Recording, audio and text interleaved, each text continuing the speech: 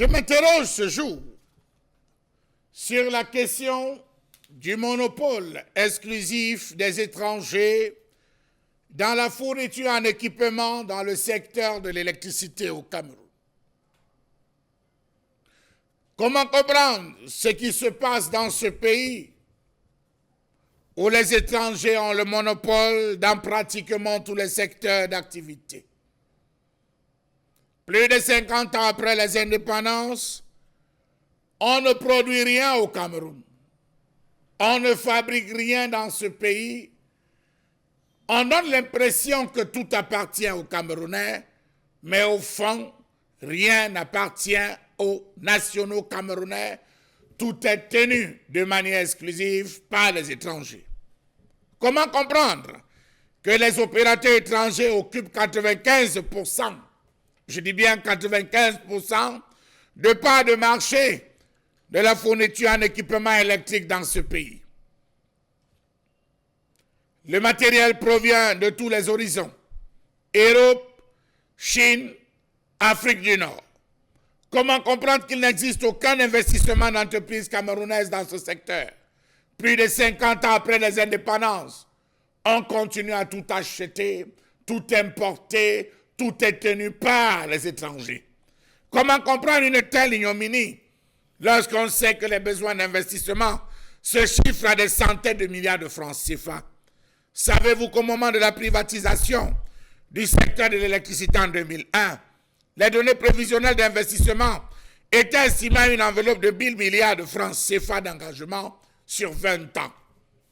Depuis lors, c'est les entreprises occidentales qui profitent de ce pain béni en lieu et place des Camerounais qui observent, qui sous-traitent, qui accompagnent, même au niveau de la maintenance, ils sont bannis. Qu'est-ce qui puisse expliquer un tel négationnisme dans ce pays?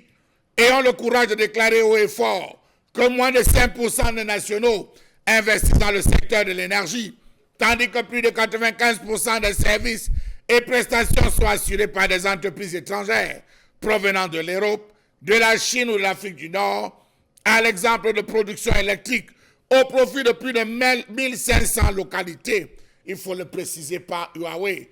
Huawei tient dans ce pays plus de 1500 localités où elle gère un ensemble de faits.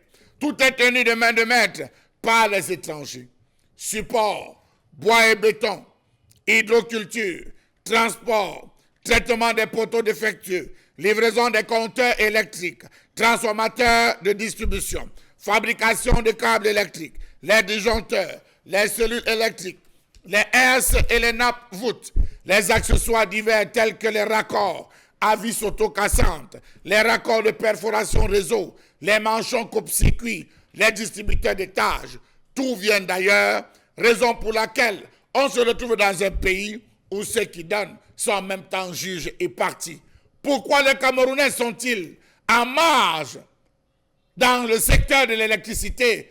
Ils sont condamnés à être des sous-fifres, des releveurs, être ceux qui vont noter, indexer et se retourner pour qu'on fixe. On décide du paiement.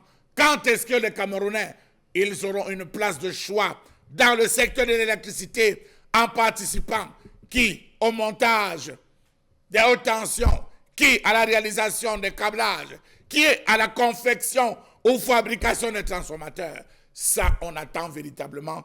Mais apparemment, et malgré les cris des oiseaux de mauvais augure, rien ne semblera changer encore sur les 50 autres prochaines années. Mais pourtant, dans les pays voisins, à l'observation, eux, ils se battent déjà pour fabriquer sur place des compteurs électriques.